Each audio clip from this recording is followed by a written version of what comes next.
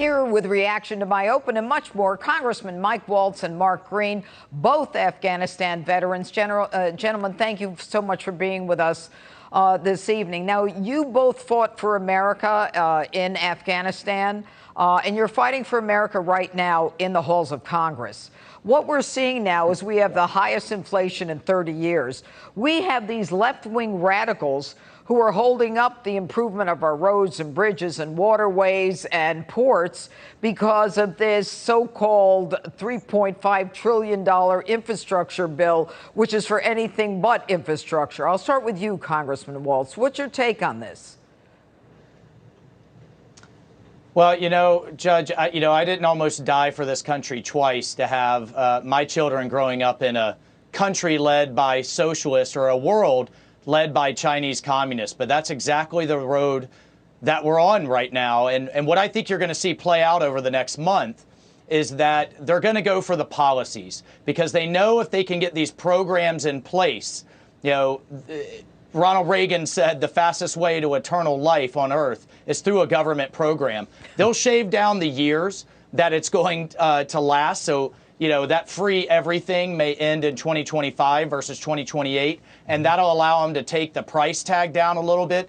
But they know if they get the programs in place and they can redefine the country, for example, the child tax care credit in this bill, it no longer has to be your child. So they already tripled it, and then it can just be any child that anybody's taking care of. What could go wrong with that? But at the end of the day, Judge, as you said, the problem with socialism is eventually you run out of other people's money. That's right. Margaret Thatcher famously said that. But that is the tragic road that we're on until we can get the House back. All right, Congressman Green, what are we going to do to get the infrastructure package and what we need? Do we have to indent our children, for the next 100 years so that we can get these socialist programs going? Well, thanks for having me on, Judge. And yeah, that's exactly what Nancy Pelosi wants. She wants to concentrate power into the hands of fewer and fewer people themselves in Washington. That's what socialism is all about, is concentrating power into the hands of fewer and fewer people until you get like Nicolas Maduro, as you have alluded to in your opening statement. That's what they want. They want a socialist country. And so they're going to tie all of this together and basically attempt to create that socialist country. But I had the unique fortune to interview Saddam Hussein the night we caught him. When you concentrate power into the hands of fewer and fewer people, you get tyranny. You get a Saddam Hussein, you get a Nicolas Maduro. And you look at what's happening in Venezuela, an average of 24 pounds lost by each Venezuelan. They have to wait 8 hours in line for food. They had a 75% decrease in their agricultural production over the past couple of decades. These people are starving. 33% of the population has basically fled the country. But that's what Pelosi and AOC and Bernie Sanders want. Well, so what is going to happen? The radical left, it seems, and I'll ask you this, Congressman Waltz, the radical left is like controlling. Who's in charge? And just to add to what Representative Green was saying on Venezuela, there are more refugees, Judge, fleeing Venezuela and fleeing socialism than there are fleeing ISIS and the Assad regime in Syria. That's how desperate these people are to get away from this just devastating program because, at the end of the day, in order to take from one group of people to give to another, the bureaucrats and the dictators are making all the calls on the winners and losers. And that's what we're seeing in that migration of power towards Washington, D.C. But the progressives are in charge, Judge. The president is a Trojan horse. Kamala Harris is the most liberal senator in the Senate, left of Bernie, that's standing right behind him, calling the shots, along with Nancy Pelosi and the Progressive Caucus. We are blocking and tackling the best we can. And fortunately, as Manchin well said, we can't even afford the programs as they stand. Social Security, Medicare, Medicaid are going insolvent in just the next few years. And thank God somebody's coming to their senses and trying to put a stop to this. Well, in addition to that, Congressman Green, what we've also got, we've got illegals that we know of that we've counted 1.6 million. And that doesn't include the runaways. That doesn't include what we just saw under the bridge in Del Rio and the 60,000 that are coming up from Panama. Panama.